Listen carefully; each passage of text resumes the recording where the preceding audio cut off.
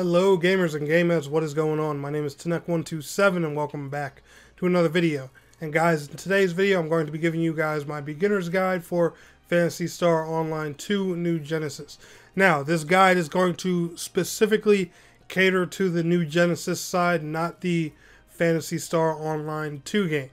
Just so you guys know, just want to give a big fat disclaimer for that. So if you're playing regular Pso2, a lot of the stuff in this guide isn't going to apply to you. But for all you PlayStation players are just getting aboard, welcome. Hope you guys are enjoying the game and stuff like that. And I'm going to take you guys here through screen by screen, just so you know, so you guys can get a gist of everything that's going on and stuff like that and not make any mistakes. I'm going to show you servers, teach you about the game's base central city hub, all that fun stuff. But anyway, let's go ahead and get into the game here. Okay, so you have your obvious title menu, nothing special here. We're going to go ahead and start game. It's going to ask you a disclaimer for cross-platform play. Now, I'm assuming the PlayStation 4/PlayStation 5 version is going to be cross-play with Xbox and PC, but if it's not, for some odd reason, some of this may be a little different. I'm going to assume that it's going to be crossplay. Now, we got these ships right here. Ships are basically your servers, as in your typical MMORPG. So what you want to do is you want to make sure you and whoever you plan on playing with, make sure you all pick the same ship, or you're not going to be able to play together. Ship 5 and 6 are in the maintenance, as I've told you guys. My guess is those two ships are probably going to open up once the PlayStation version gets here. But you have 6 different ships. These are all servers. Like I said, if you want to play with your friends, make sure you and your friends join the same server. For example, I'm on ship 2. So if you guys want to run around and see Tenek127 Gaming, go to ship 2, which is called Your. Now, typically at this screen, you're going to be told to create a character, pick a class, and all that, and all those different things. So this will be the time where you create your character, make your class, and all that fun stuff. So we have spawned here into the world. As you guys can see, I'm a little bit far into the game. I'm actually in the second region of the game right now. And the reason I wanted to bring myself right here is because I want to go ahead and take ourselves to the first region where you guys are going to be starting your game at. But since we are here, I wanted to point out something. When you're in the open world and playing the game in the 3 different regions that are currently in the game, and more to be added later on, you want to find as many of these little teleportation devices, I'll zoom out a bit so you guys can see right here, as possible. Every time you see these, make sure you run up to them and interact with them. They are checkpoints all throughout the world, and as you guys can see here in the options menu, they let you teleport between one another. They let you go pretty much everywhere. On the map, they're going to look like these little green statue cone-like looking things. So make sure whenever you guys see those, make sure you are interacting with them immediately. So you can get those checkpoints and teleport around easily. New Genesis is an open world game, unlike the original Phantasy Star Online 2. So being able to teleport around despite how fast you move in here, it's going to come in handy. Where you guys are going to be starting at is right here at this place called Central City. Let's get over there and I'll show you guys around. Alright guys, welcome to Central City. Lord forgive me. Anyway, let's move. Let's get away from there. We don't need any type of distractions. You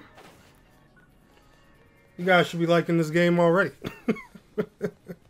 But anyway, guys, welcome to Central City. This is going to be your first central hub area that you encounter after you play through the tutorial in Phantasy Star Online 2. So, now, I know at the beginning of the game I did not show you guys the different classes and stuff like that. I'll go through them right here. There are several different classes in the game right now. You're going to be told to pick a main class and then a subclass that you can borrow some abilities and weapon types from later on. But you have the Hunter, which is your typical, two-hand sword using class. You have the Fighter, you have Ranger, you have Gunner, you have Force, you have Tector, you have Braver, Bouncer, and Waker. Now, for those who don't know, Waker is one of the new classes that was just added. So if you are missing your Summoner vibe from Phantasy Star Online 2, just take my word for it. Give Waker a shot. You will be satisfied. But a lot of the classes from Phantasy Star Online 2 are here. Some are still missing, but they're slowly adding all the classes from Phantasy Star Online 2 with a little kick to them, and you know, some more stuff to support the open world gameplay that's on here and stuff like that. And yeah, so there's your classes.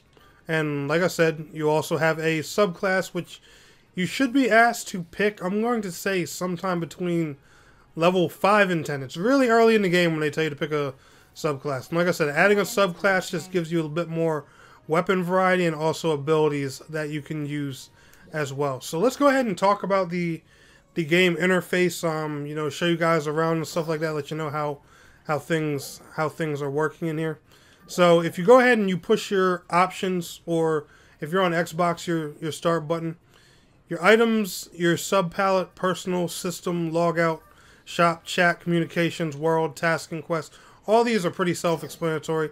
Your task is going to show you where all your quests are, including your main quests, side quests, daily quests, weekly quests, limited time quests, and if there's world events going on and stuff like that, they'll be in there too. Mission Pass is basically just Phantasy Star Online 2's new Genesis's version of a battle pass. They're going to have one of these every season. They're going to last anywhere between like 30 and 60 days and stuff like that. There's all kinds of different cosmetic rewards and also little boosters in the game that can help you out. Now, granted, there's a paid version and a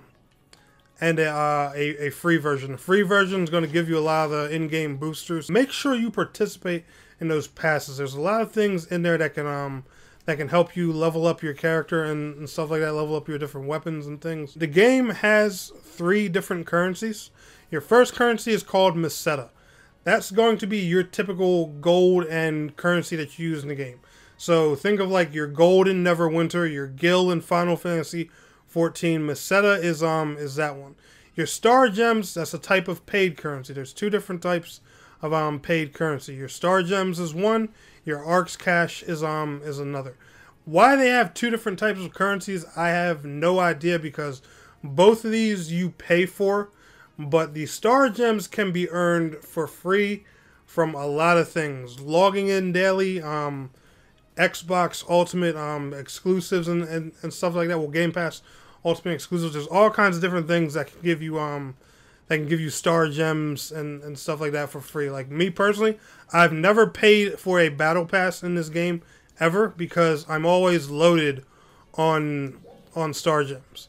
Now, Arx Cash, that one's a different story. That one you have to buy specifically. You can only pay for that. You cannot earn that free. And what you can buy in here, a lot of different things for gacha. Now, the gacha stuff in here, it's mostly just outfits and stuff. So do be aware of that. When you pay for a lot of things, there will be a rolling system to gacha a lot of these outfits. I know some people aren't too big of a fan of that, but you know, I just want to be honest with you guys and let you know that kind of thing. As you guys can see, a lot of this is gacha based. Play 1 time with 200 Arx Cash, or play 12 times with 2200 Arx Cash. So just so you know, you are kind of going to be rolling in a slot machine a bit for these outfits. Me personally, I tend to stick with the SG ones because, like I said, you earn them free. So I don't mind, you know, rolling for outfits for something that, you know, was just given to me anyway. For me to spend money in here, there's going to have to be an outfit that really just, you know, blows my mind. On the bottom left-hand corner side of your screen, you have your name, your character's level, your HP, which is your health points, your PP, or which could also be called your MP, your power points, that, you know, lets you use like special abilities in your class that take different tech powers, magic, and all that sorts of stuff. You guys, you know, you've played any RPG, you know what HP and MP or HP and PP, every game has a different word for it by now. You guys know what all that is. What all that is. Down here on the center, you have your hotbar. If you're playing on Xbox, left trigger will open up some more slots for you for other different attacks. On PlayStation, most likely that'll be L2 or R2, whichever button they decide to use for that. Now, like we were saying over here on before with the currencies and stuff like that, we also have three other things I want to highlight. You have your main class's level, your subclasses level, but you also have what's called battle power. And battle power, I want to stress to you guys here, because your battle power is your lifeline of this game. Your battle power is everything. Now, you know how most MMORPGs, they have your gear score and stuff like that. You know, you'll get to a certain level, and then after that, it's all about just, you know, getting your gear score better. In World of Warcraft, Final Fantasy 14. Well, battle power is a combination of your gear score and your character's level. So everything contributes to your battle power. Every time you level up between levels 1 and 60, you're going to get an increase in battle power. Every time you equip a better weapon, you're going to get an increase in battle power. Every time you equip better armor, you're going to get an increase in battle power. Your armor and weapons, they're going to have all kinds of different rarities on them. As you guys can see, I have 3 different armor pieces on right here. One armor piece is a 3-star rarity, one armor piece is a 2-star, and the other is a 4-star. The higher the star rarity, obviously, you know, the more rare the item is, but also how much it's worth. And your goal and your objective is basically to level up your character while also leveling up these armor pieces and weapons at the same time. As you guys can see, I have a 4-star weapon that's plus 40. Your weapons and armor, they also do level up in simple number variants. Like, for example, I have an Evil Cult rifle here that's plus 40. If somebody has an Evil Cult rifle that's plus 35, obviously, you know, my plus 41 is more powerful. I'm sure you guys get that whole number reference and everything right there. So your first your first period starting out in Phantasy Star Online 2 New Genesis, I'm going to give you guys a simple goal in this beginner's guide. Your first goal should be to clear this first region of Alio, but you want to get to level 20, and I'm going to give you guys a goal to hit a basic battle power of 1200. Now, I know that's going to sound a bit odd because, you know, I'm personally not even at 1200 yet. I'm at 1198 in this video, but I'm saying that so you know that would be a comfortable goal for you guys to move on to the next area, which was that desert place that you had saw here at the beginning of the video. Now, to increase your battle power, there's a few different things you want to do. Like I said, the most common one is level up. Well, how do you level up in this game, you ask? Well, number 1, you follow the main story quest. That's going to give you XP. Number 2, you go out in the open world, fight enemies, kill world bosses, team up with other players, and stuff like that. Also, for all you solo guys out there, one thing about this game is you get extra XP for being in parties and playing with friends. I would highly recommend playing this in groups. Now, don't get me wrong, being solo is just fine, but I'm just saying, if you guys are fighting a world boss and you see a bunch of people out there hitting on it anyway, party up with them. Get yourself that XP bonus. You know, if you still want to be Mr. Solo Dolo, that's fine. But I'm just saying your best bet, especially, you know, when leveling out in the field and just killing monsters and stuff like that, you're going to want to party up with players because it's going to make XP gaining a lot easier in this game. Trust me, that was one thing I learned the hard way as well. Now, another thing when it comes to leveling up your battle power, the Item Lab Enhancement Technician over here, she is going to be your best friend, because a lot of your weapon and armor increases are going to happen through here. Enhancing your weapons and everything, it's real simple. Now, me personally, my Evocat rifle right now, it's already maxed for now. I have it at plus 40. I haven't made it limit break or anything like that, so it could become any stronger. But I'm going to give you guys an example with another gun. I have a Resurgir rifle right here.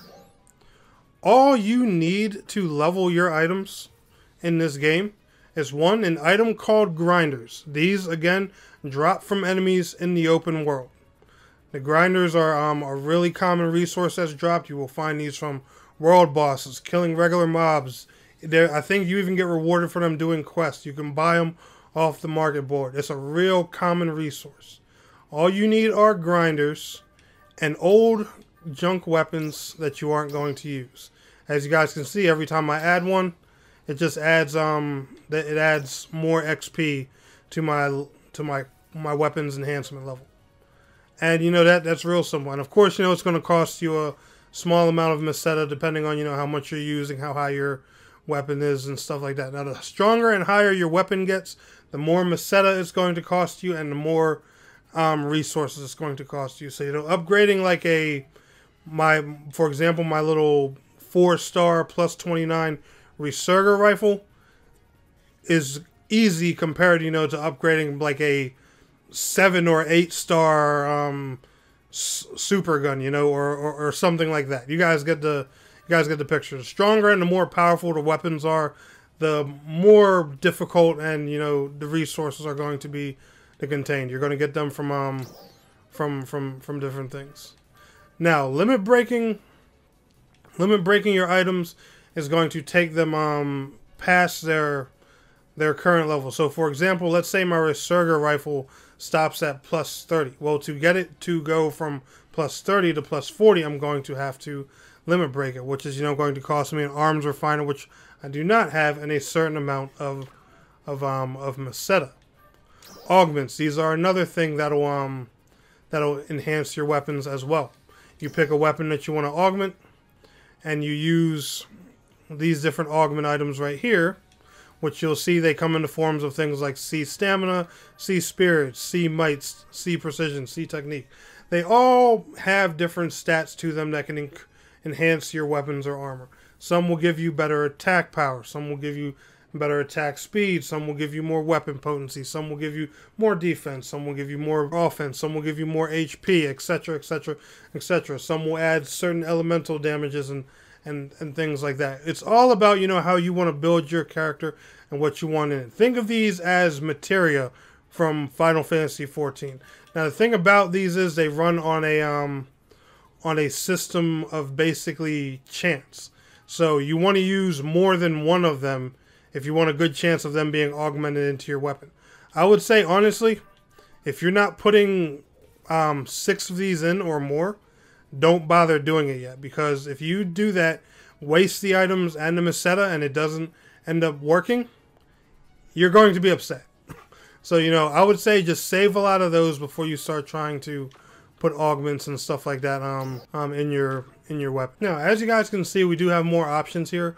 Unlocking potential, adding preset skills, multi-weapons, and exchanging enhancement materials. We're going to jump on those into a later guide because, like I said, I'm just trying to stick with the beginner things and keep you guys on the road to, you know, just leveling up, getting your battle power up and different things like that. Now, these different the different NPC vendors you guys have right here, like I was saying earlier. You guys do have one really good one that can help out a lot of beginner players here, and this is the personal shop.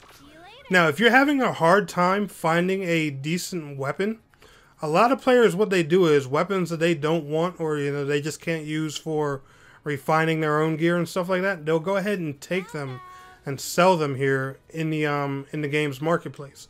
And you can look some of these guns up for, you know, for your own use. Well, I'm not going to say guns, but different weapons and things like that. Now, there's outfits, different gear, armor, and all kinds of stuff on here too. Like I said, there's no pay to win with it or anything like that. You strictly have to use meseta to buy these things, and the only way you can earn meseta in this game, of course, is by, you know, completing quests, doing what you're, and just doing what you need to do in the game, selling items and things like that. But the marketplace is always another good way to find better or more efficient gear if you're ever having trouble. So do keep that in mind. Look on the market board too. That was one thing I did forget to mention earlier. The item shop over here, this one's very simple and self-explanatory. Sells all the basic items you need. If you want to buy some quick crappy weapons, just, you know, to upgrade some of your gear, they sell a lot of stuff here. Or if you're just starting another class and you need to buy a weapon to start off, you can feel free to come here. They sell the potions and things that you need for healing and stuff like that. The salon, this is where, you know, you can change your character's makeover and stuff like that. You get salon tickets a lot from all kinds of free events, different promotions and stuff like that. So I wouldn't invest spending too much real money on salon tickets because they tend to stack up after a while once you're playing the game more frequently and stuff like that. Now, last but not least, we're going to go ahead and visit the class counter admin. This is another important place, especially for leveling up, because one thing about this area is you'll also get more battle power by learning skills for your class and adding new skills and leveling up those skills and using your skill points. So keep that in mind. The top 3 places for leveling your battle power are the item lab enhancement, leveling up your weapons, armor, and stuff like that. Number 2, you can always buy gear from the personal shop. Number 3, of course, just leveling up your character by doing normal questing, killing monsters and stuff like that. Thanks for stopping by. And of course, number 3, the class counter admin, leveling up your class's skills, getting a subclass, messing around with different builds and all kinds of things. All of those things can contribute to helping your battle power. And guys, not to mention also when you go out here on the world map as well, you'll see these little objective, like dungeon looking tower things. They're called cocoons. Every time you run one of these and do them, they'll have a small objective in them, like go in and kill 50 enemies, or go and take down this boss and stuff like that. They're like simulation training kind of missions for Arx defenders. And of course, you can take other players in there with you. I believe you can take up to 3 or 4 friends with you, if I'm not mistaken. I know some of them they make you do solo, like some of the beginner ones are strictly, meant for like the basic training of the game, but a lot of them you can do with friends. Every time you do one of these, you'll get a skill point. Skill points, remember, they can be used to unlock special skills and stuff like that at the class counter. So remember, that's another thing that'll also help you raise your battle power.